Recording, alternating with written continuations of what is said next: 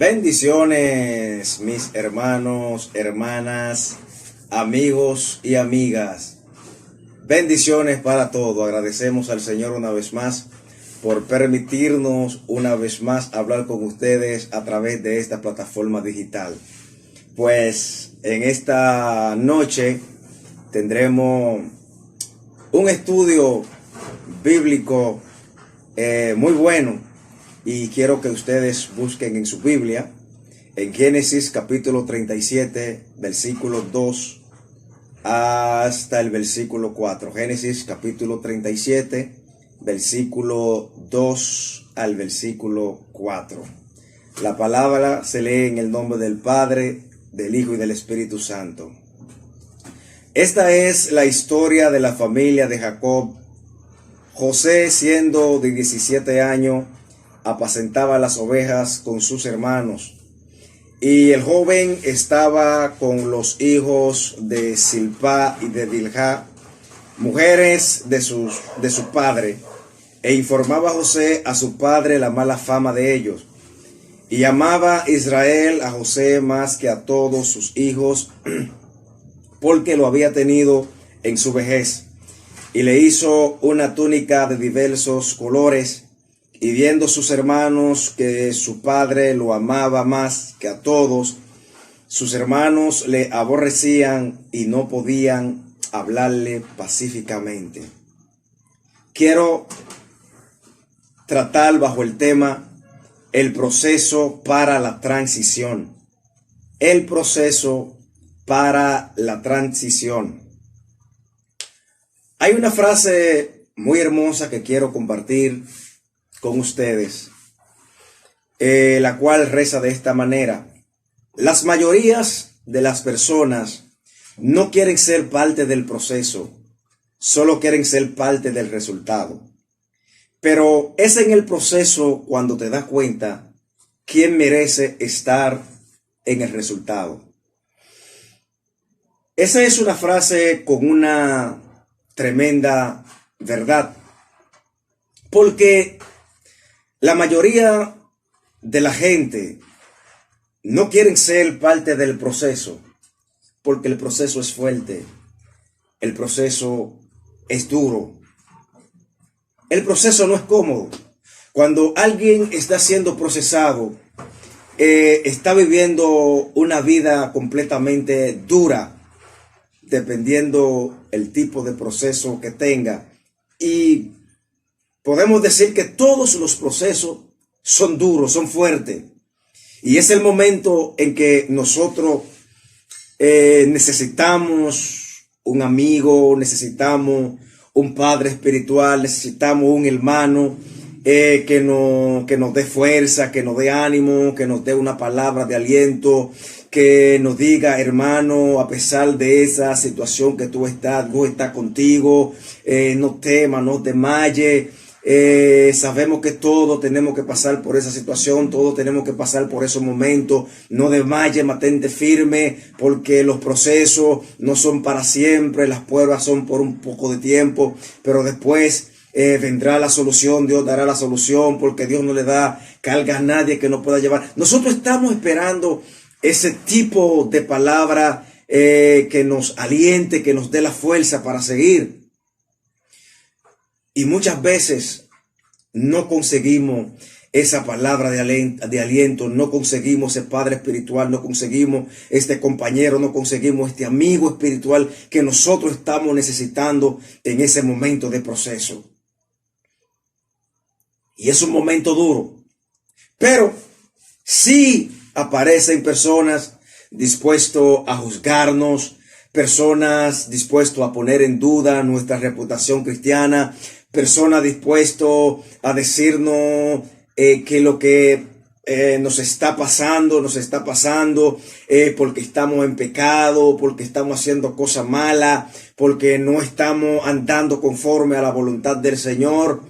Fácilmente encontramos ese tipo de gente, ese tipo de hermanos que en vez de darnos las manos, en vez de darnos esa palabra de aliento, lo que vienen es a juzgarnos.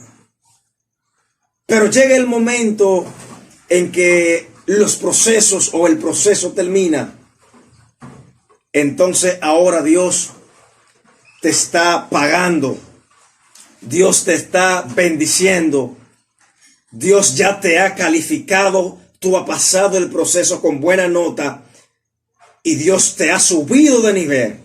Entonces usted está viendo ya el resultado de ese o esos procesos, y también las personas que estuvieron a tu lado pero no te ayudaron, las personas que vieron como tú estabas viviendo pero nunca te dijeron una palabra de aliento.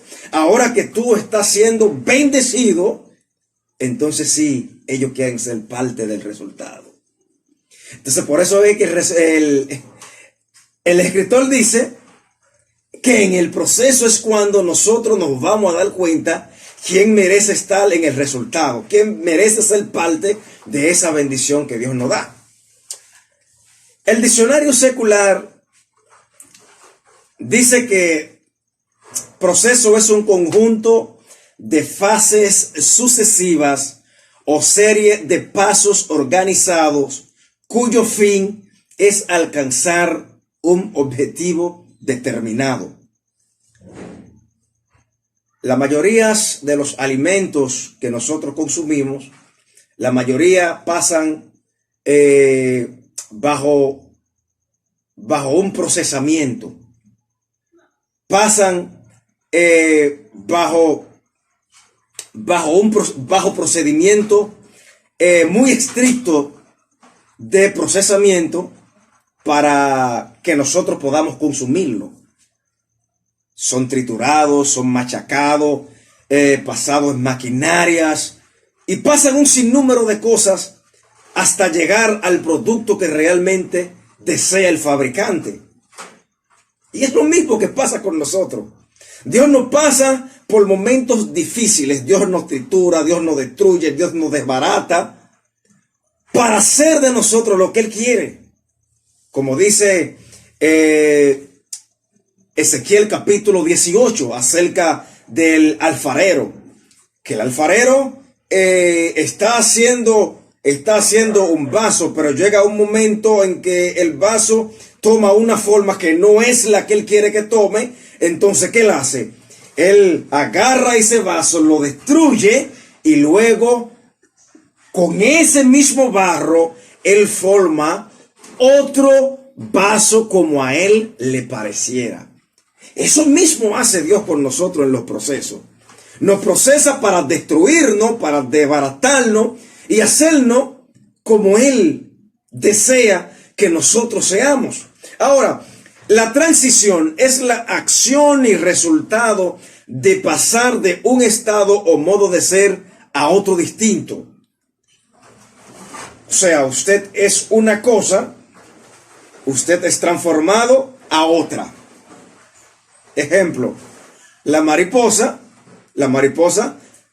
no nace siendo mariposa, la mariposa es oruga, pero luego se convierte en una mariposa, o sea, es transicionado de oruga a mariposa, pasa de un modo de ser a otro distinto, porque cuando era oruga no volaba, pero ahora que es mariposa sí vuela. O sea, es cambiado de un modo de ser a otro. O sea, evoluciona, cambia de un estado a otro. ¿Qué es lo que quiere Dios? Dios quiere transicionarnos, quiere traspasarnos, quiere transformarnos de algo que Él no quiere que sigamos siendo a una cosa que sí Él quiere que nosotros seamos. En Génesis capítulo 37, en su versículo 2 que leímos, dice que José estaba viviendo junto a sus hermanos, junto a su padre, a sus hermanos, su familia, toda la persona que él quería, toda la persona que él amaba. Ellos estaban viviendo juntos ahí. Pero llega el momento en que entra un odio de los hermanos hacia José. Hay algunas razones por las que sus hermanos lo odiaban, que las vamos a detallar. Las razones por las que sus hermanos lo odiaban. Primero, la primera razón es porque José informaba a su padre la mala fama de ellos. En el versículo 2, en la parte final, dice que informaba a José a su padre la mala fama de ellos. O sea, los hermanos de José tenían mala fama. Los hermanos de José no tenían un buen comportamiento, porque anteriormente habían hecho cosas malas, habían llevado desgracia a Jacob por sus comportamientos, pero ese comportamiento ellos no lo habían cambiado, ellos seguían comportándose mal. Entonces, ¿qué hacía José como buen hijo? Entonces José le informaba al padre todo lo que ellos hacían que estaba malo.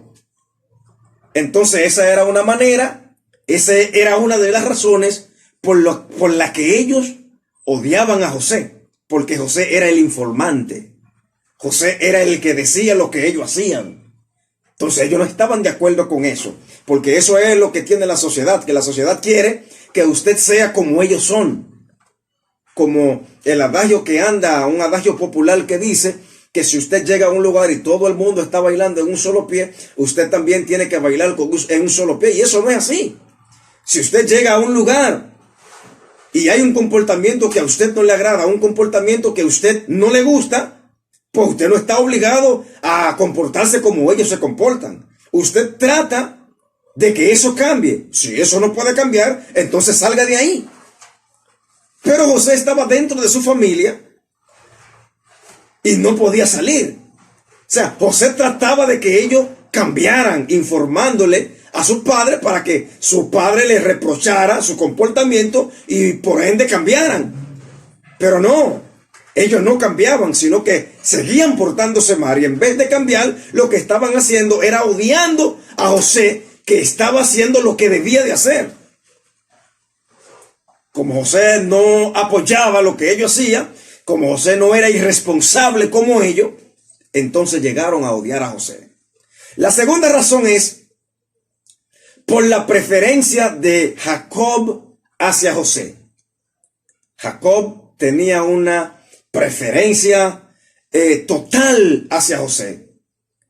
Y no vamos a decir que solamente porque José haya sido el hijo de su vejez, o José haya sido el hijo de la mujer que él amaba.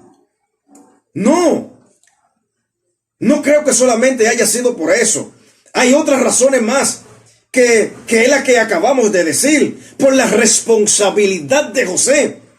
Porque desde que usted tiene un hijo, que usted lo ve que está perfilando con una responsabilidad de ser responsable, usted entonces empieza a mirar a ese muchacho con otro ojo.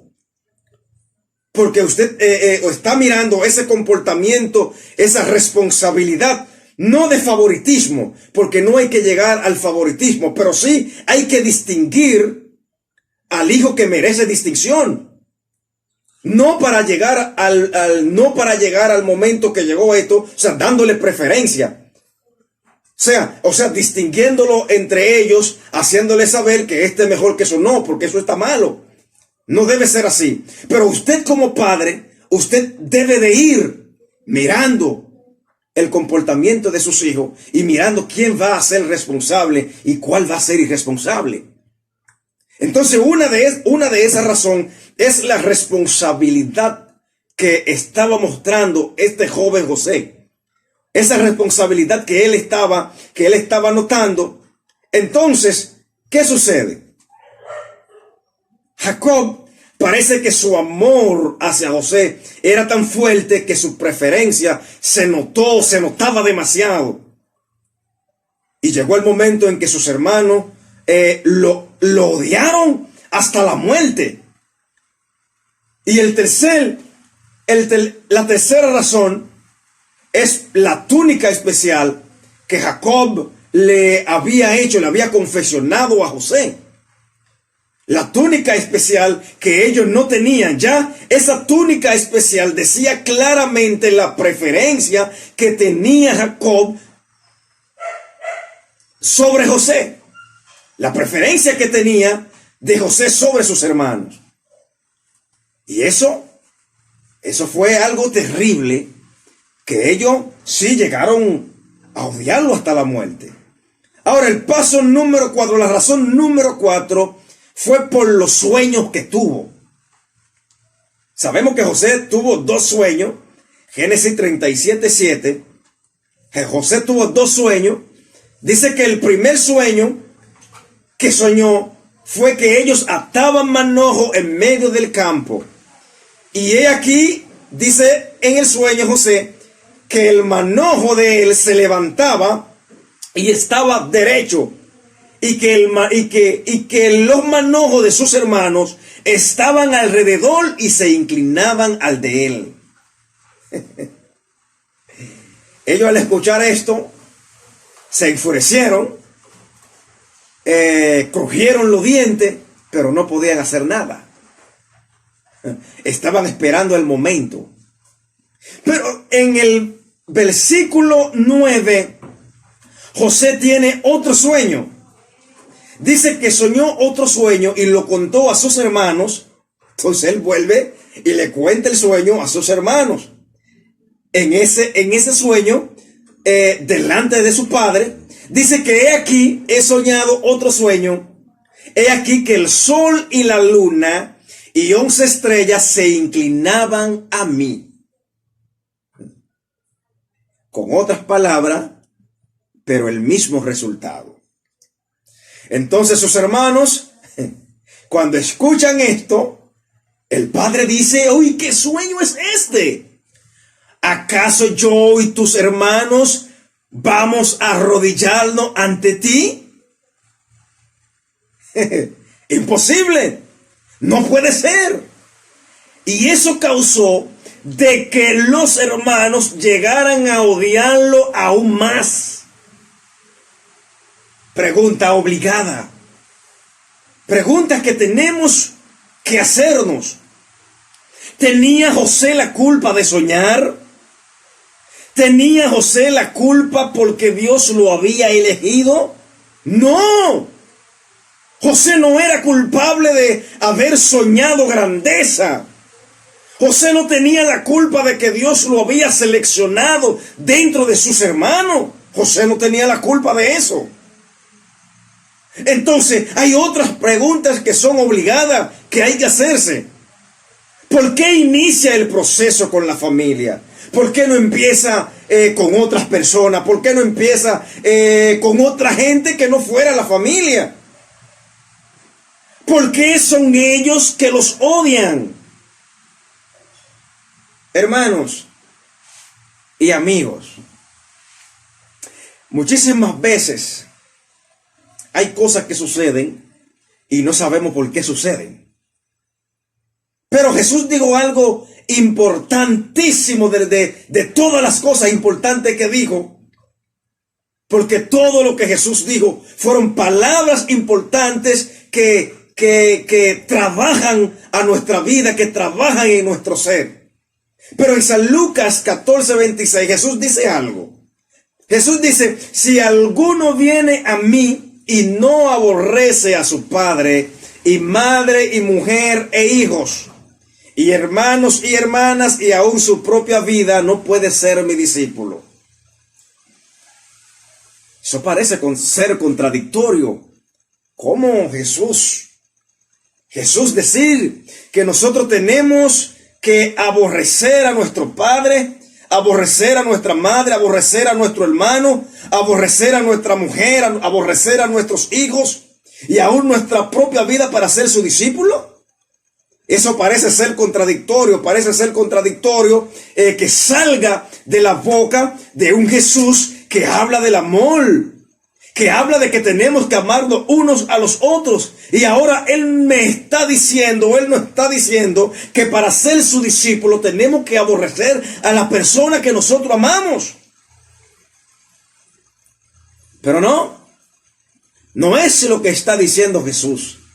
Jesús lo que está diciendo, que dentro del amor de padre, dentro del amor de madre, dentro del amor de mujer, dentro del amor de hijos, dentro del amor de hermanos y hermanas, dentro del amor de nuestra propia vida, Dios tiene que ser el primero.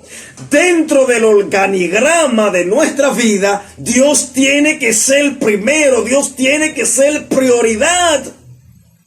¿Y por qué Él está diciendo esto? Porque la madre puede abandonarme, el padre puede abandonarme, el hijo puede abandonarme, el hermano y la hermana puede abandonarme, puede traicionarme.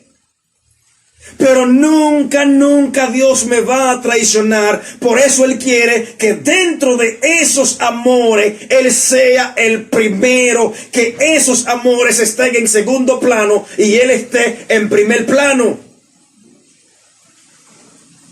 ¿Por qué? Porque cuando la familia te aborrece, cuando la familia te abandona, cuando la familia llega a odiarte, cuando la familia dice que no quiere saber de ti, que no quiere nada contigo, ¿qué va a pasar si Dios no está en primer lugar? Si en el organigrama de tu vida Dios no es el que está primero, ¿qué va a pasar? Te va a deprimir, va a sufrir de depresión, va a sufrir de estrés, va a sufrir, inclusive puede hasta suicidarte.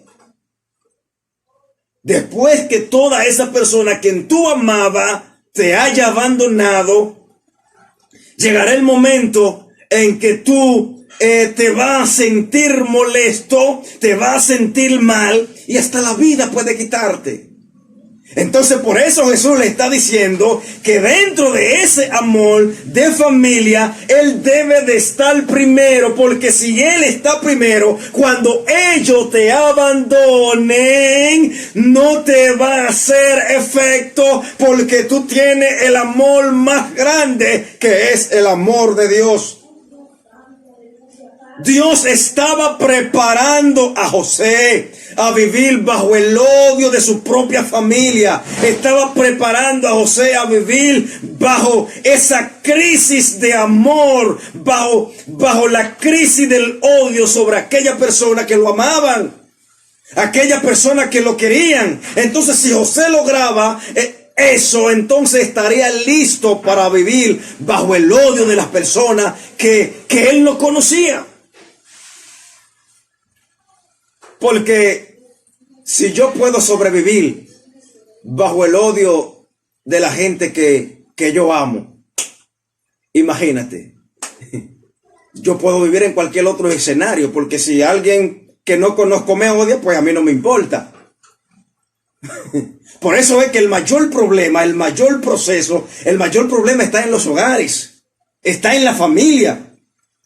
Porque cuando su familia lo ama, cuando su familia lo quiere, y usted tiene problemas en la calle con otra persona, pues eso casi no le atormenta. Pero cuando el problema está dentro de la familia, eso sí le atormenta. Pero cuando Dios está encima de ese amor, pues eso no le molesta tanto, porque usted sabe que en un momento dado ellos pueden traicionarte. El único que no te va a traicionar es el Dios de nuestra vida. Es el Dios que hizo el cielo y la tierra. Es el Dios a quien nosotros servimos. Es el Dios que nunca nos va a abandonar, porque Él dice claramente: yo no te dejaré ni te desampararé. Entonces José estaba siendo formado por Dios, porque él iba a vivir fuera de su familia. Ahora, hay una planificación para darle muerte a José. Génesis 37, 18, 20. Dice que cuando ellos lo vieron de lejos, antes que llegara cerca de ellos, conspiraron contra él para matarle. Ya había el plan macabro en la mente de sus hermanos para matarlo. Y llega el momento en que José va a llevarle alimento, va a ver cómo están ellos y cómo están las ovejas, cómo está el ganado, para llevarle respuesta a su padre, información a su padre sobre cómo anda el negocio. Y cuando apenas José está de lejos, que ellos lo alcanzan a ver, empiezan a conspirar contra él, a planificar la muerte de José.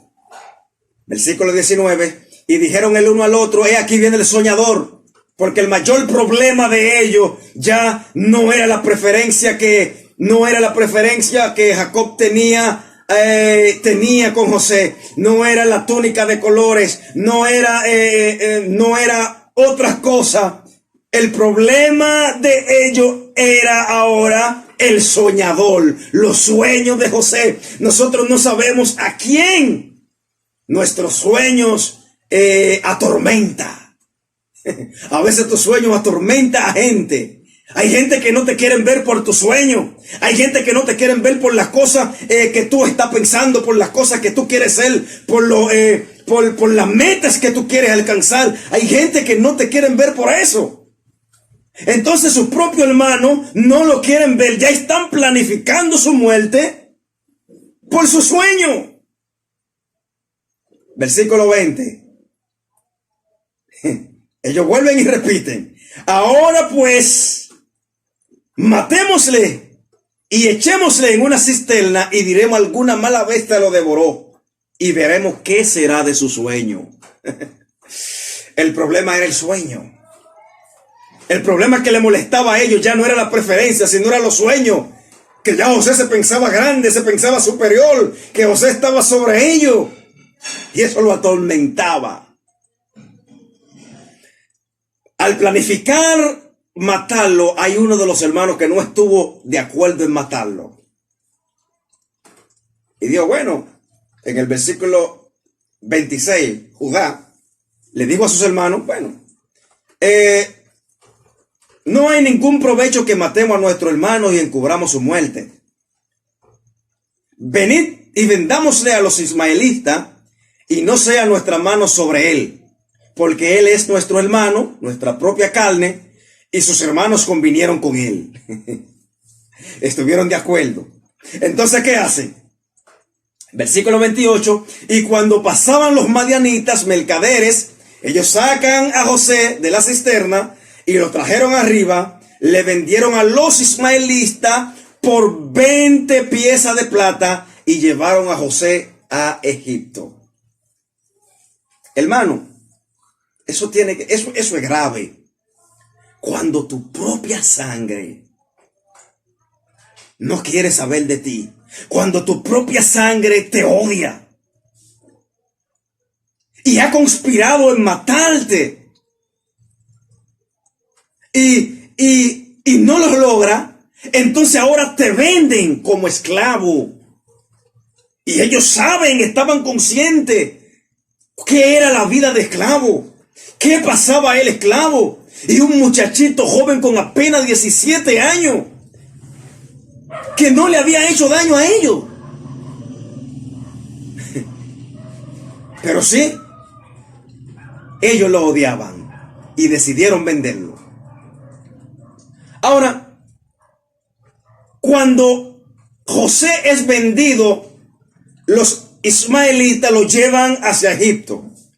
Génesis 39, versículo 1 al 4 dice que fue llevado a Egipto y allá en Egipto un oficial de Faraón, capitán de la guardia de Faraón, compra a José.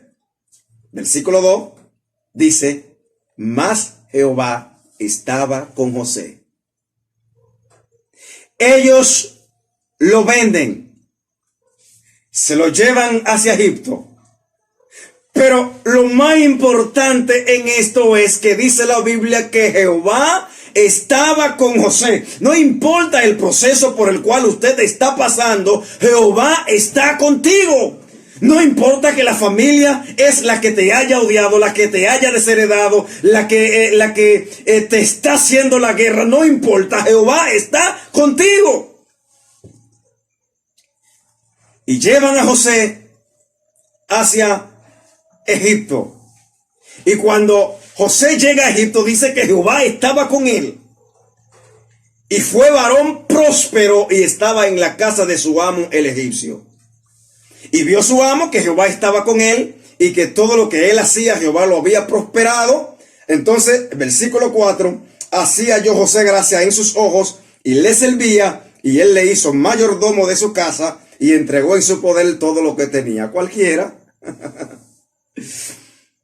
Si después de llegar una persona a tu casa y la cosa está marchando bien, pues lo mejor es ascenderlo para que las cosas sigan marchando mejor. Pero José ya estaba bien, estaba establecido en la casa de Potifar. Ya él era mayordomo en la casa de Potifar. Todo lo que se movía en la casa de Potifar, José era el que tenía que ver con esto, porque Dios estaba con José y todo lo de Potifar había prosperado. Porque Jehová estaba con José. Ya José estaba a gusto. José estaba bien. Pero seguía siendo esclavo. José era mayordomo, pero seguía siendo esclavo. José a lo mejor no era golpeado, no era maltratado, pero seguía siendo esclavo. Y esa no era la posición que Dios quería para él. No era la posición que Dios quería para él. Entonces ya José está cómodo. Ya José está contento con esa posición. Entonces llega una desgracia. A veces, hermano, nosotros estamos bien cómodos, relax, en una situación que ya entendemos que todo está bien y ya no quiero más de ahí. Sin embargo, esa no es la posición que Dios quiere para ti. Sin embargo, no es lo que Dios está preparando para ti. Dios está preparando algo mayor. Y José ya estaba cómodo. Ya estaba contento con esa posición que había tenido en la casa de Potifar. Creo que hasta se le había olvidado que él era esclavo. Y José, creo que ya se le había olvidado de que él era esclavo. Ya él estaba tan contento con la vida que él estaba llevando en la casa de Potifar. Sin embargo, no es la posición que Dios tenía para él. No era lo que Dios no lo había sacado de su tierra para traerlo a otra tierra para vivir la vida de esclavo. Entonces en Génesis 39, versículo 7 dice que aconteció después de esto que la mujer de su amo puso sus ojos en José y dijo: duerme conmigo. Y eso fue día tras día la mujer acosándolo, día tras día la mujer acosándolo, día tras día la mujer acosándolo. Cuando vio que José no estaba en eso, que José no estaba por eso, entonces trató de forzarlo. Hermanos, ahí vemos la santidad de José. A pesar de ser un joven de apenas 17 años, vemos el temor de José hacia su Dios. Hermanos, cuando hay alguien que está sirviendo a Dios con temor y temblor, no importa en el lugar donde él se encuentre, lo mismo que él hace en el lugar de su nacimiento, en el lugar donde todos los conocen, es lo mismo que él va a hacer en el lugar donde nadie lo conoce. Hay gente, sí, hay gente que cambian. Hay gente que se comporta, que son como el camaleón, que son de una forma en su lugar de nacimiento, en su lugar de donde son, y cuando van a otros lugares, son otras cosas, cambian de color.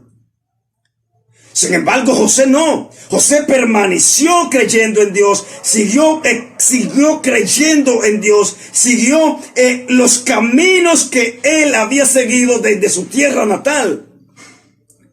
Y cuando la mujer no pudo más, la mujer trató de violarlo, trató de forzarlo, y José corrió dejándole la ropa.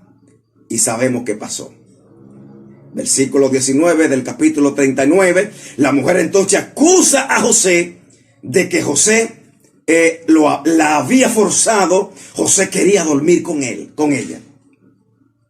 Ahora, ¿qué hace? Cuando llega Potifar, la mujer de Potifar le habla a Potifar diciéndole todas aquellas mentiras sobre José. Potifar se enfurece. Versículo 20, y tomó su amo a José y lo puso en la cárcel donde estaban los presos del rey, y estuvo allí en la cárcel. Versículo 21, pero Jehová estaba con José Cuando José llega a la casa de Potifar, dice el versículo, Jehová estaba con José. José llega a la cárcel, dice el versículo, Jehová estaba con José. Hermano, no importan los procesos, no importa el tiempo de prueba que usted esté pasando. Lo importante es que Jehová está contigo. Y si Jehová está contigo, tú vas a superar esto. Si Jehová está contigo, nada de esto te va a destruir. Ahora, ¿qué debemos nosotros hacer cuando llegan los procesos a nuestra vida? Hay cosas que debemos de hacer cuando llegan los procesos. Número 1, debemos aferrarnos a sus promesas. Debemos aferrarnos a la promesa que Dios tiene para nosotros, la promesa que Dios ha dejado plasmado en su palabra. Hebreos capítulo 13, versículo 5 dice, no te dejaré ni te desampararé. O sea que dentro de los procesos, dentro de la prueba, Dios no nos va a desamparar, Dios no nos va a dejar. Por ende, debemos aferrarnos a sus promesas. Número 2. Debemos aferrarnos a sus caminos.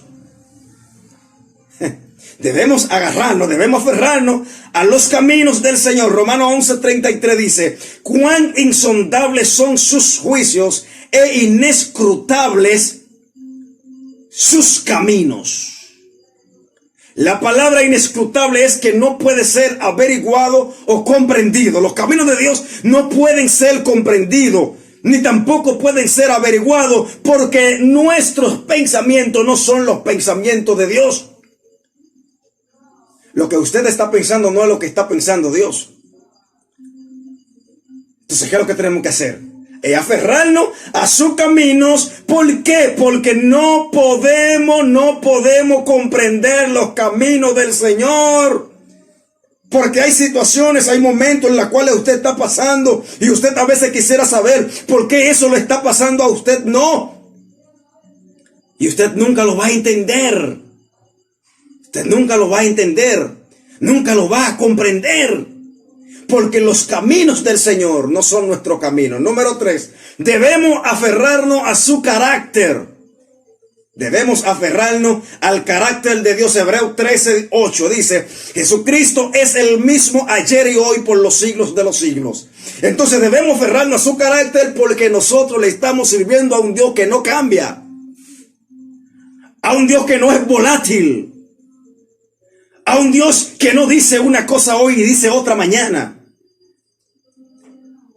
Nosotros le estamos sirviendo a un Dios de carácter. Entonces tenemos que aferrarnos al carácter de Dios, porque Él es el mismo ayer, hoy y por los siglos. Filipenses capítulo 1 versículo 6 dice que aquel que la buena obra empezó será fiel en completarla. Si Dios inició algo en ti,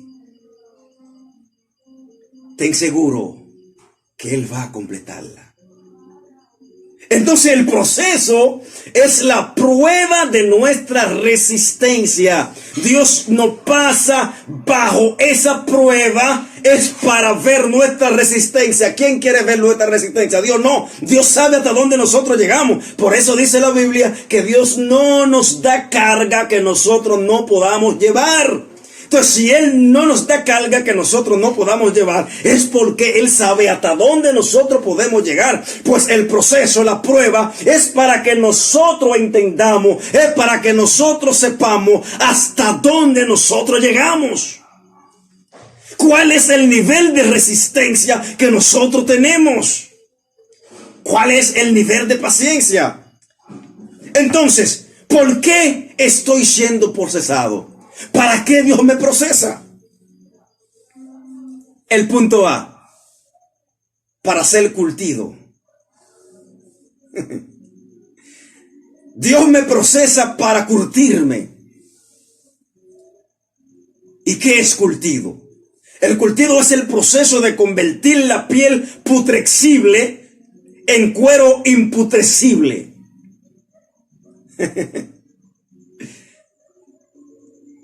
Cuando se fabrica un un cinturón de cuero, un zapato de cuero, una chaqueta de cuero. Esa piel, ese cuero que está ahora imputrecible, era putrecible, pero tuvo que pasar por un proceso para llegar a ser lo que es, para que no se pudra. Entonces, en un sentido más coloquial, para que nos entendamos, es aquella persona, el curtido, es aquella persona que está fortalecido para afrontar cualquier palo de la vida. Cuando usted está curtido, significa que usted está preparado para cualquier circunstancia que pueda aparecer en tu vida. Sea hambre, desnudez, sea odio, sea rencor, sea que la gente no te quiera ver. Usted está preparado para soportar esto. Por eso Dios estaba preparando a José. Porque él iba a llegar a un lugar, y en ese lugar a donde él iba a llegar, iba a ser un lugar extraño, él iba a ser esclavo. Allí no lo iban a amar, allí lo iban a odiar, allí lo iban a maltratar, y Dios lo estaba preparando. El punto B, para ser probado. Santiago capítulo 1, versículos 2 y 3.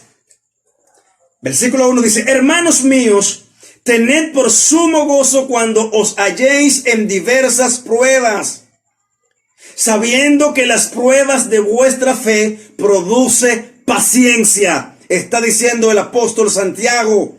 Hermano mío, tengan por gozo cuando os halléis en diversas pruebas. Es difícil estar contento cuando estamos en prueba. Es difícil estar contento cuando estamos siendo procesados, porque hay procesos que son difíciles. Y muchas veces nos cuesta estar gozosos, nos cuesta estar contentos, pero sí tenemos que estar contentos por encima de lo que diga el diablo, por encima del proceso. Tenemos que estar contentos.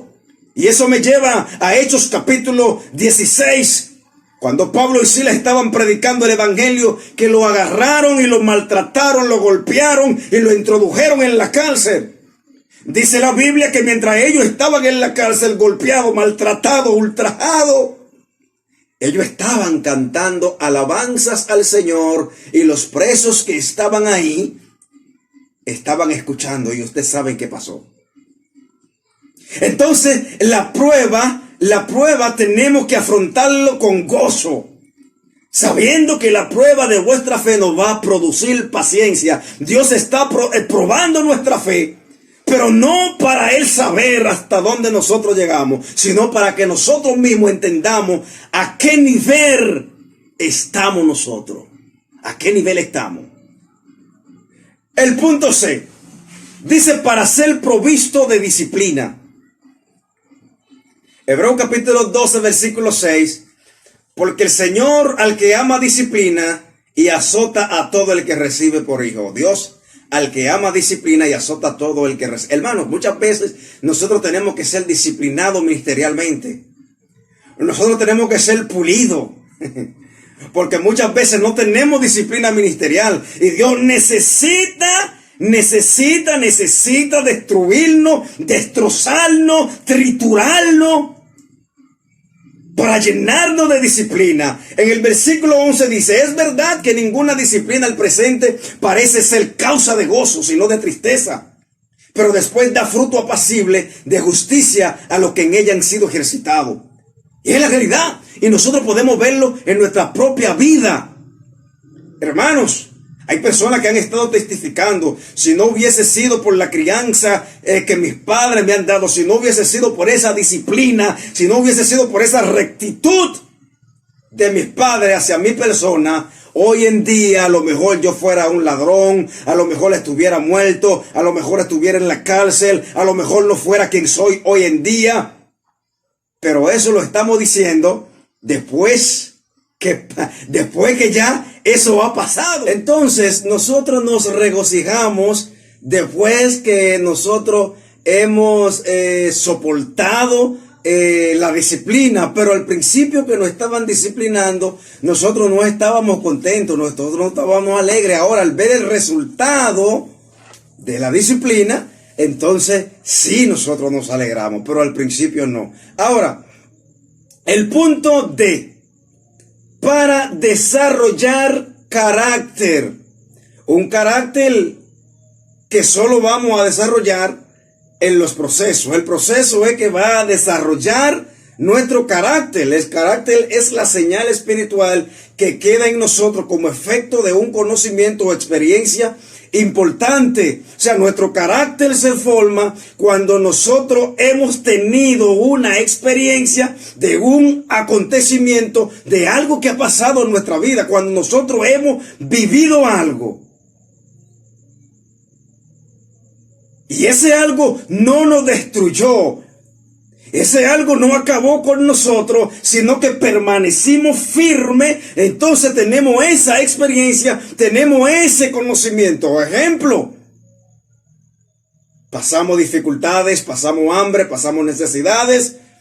La gente nos odiaron, la gente nos hablaron mal, pero nada de eso pudo destruirnos. Entonces eso formó un carácter en nosotros que no hay nada, ni nadie, ni demonio que pueda destruirnos, porque ya nuestro carácter está formado. Eso mismo pasó con el apóstol Pablo en Filipenses capítulo 4, versículo 11, versículo 12, después que desarrolló ese carácter, que él dijo: pues he aprendido a contentarme cualquiera sea mi situación.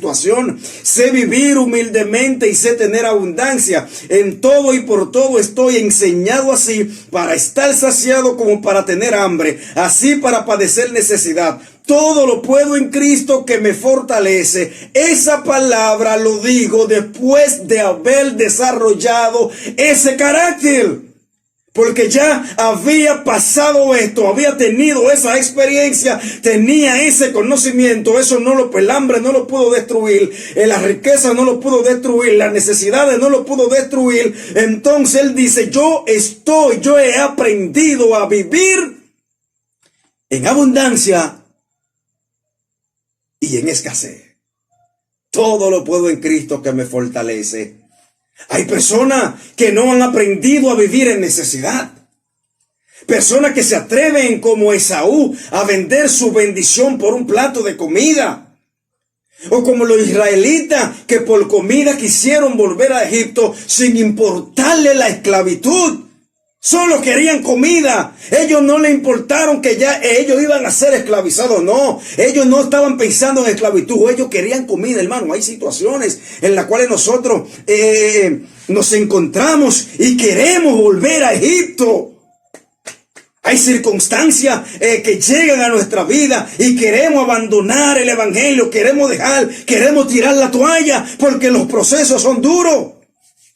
Pero hay que decir como el apóstol Pablo: he aprendido a contentarme cualquiera sea mi necesidad. Esto solo lo puede decir aquel que ha sido procesado y su carácter ha sido desarrollado. Hay gente que quieren pasar de un nivel a otro, pero no quieren pagar el precio. Hermano, hay que pagar el precio. Porque ellos no han llegado a entender que los procesos son el camino al propósito de Dios. Y si nosotros abandonamos los procesos, abandonamos el propósito de Dios. Dios te procesa por un propósito, para transicionarte. Pero si tú abandonas ese proceso, está abandonando la transición, está abandonando ese propósito. Hermanos, después de ser procesado y salir victorioso, estamos listos para el propósito de Dios. Estamos listos para subir de nivel. Después de ser procesado, dejamos de ser una simple roca y nos convertimos en un precioso metal que brilla. Después de ser procesado y salir victorioso, podemos decir con precisión, o sea, con exactitud, como dijo el apóstol Pablo en Romanos 8:35, ¿quién nos separará del amor de Cristo? Tribulación o angustia o persecución o hambre o desnudez o peligro o espada, por lo cual estoy seguro de que ni la muerte ni la vida, ni ángeles ni principados, ni potestades, ni los presentes ni los porvenir, ni lo alto ni lo profundo, ni ninguna otra cosa creada nos podrá separar del amor de Dios que es en Cristo Jesús, Señor nuestro. Esto solo lo puede decir aquel que ha sido procesado y ha desarrollado ese carácter. Y quiero terminar con esto. Dios te lleva a momentos de soledad, a cierto turismo por una tumba, para que cuando resucites y salga de ahí, conozca quién eres y sea casi inmortal.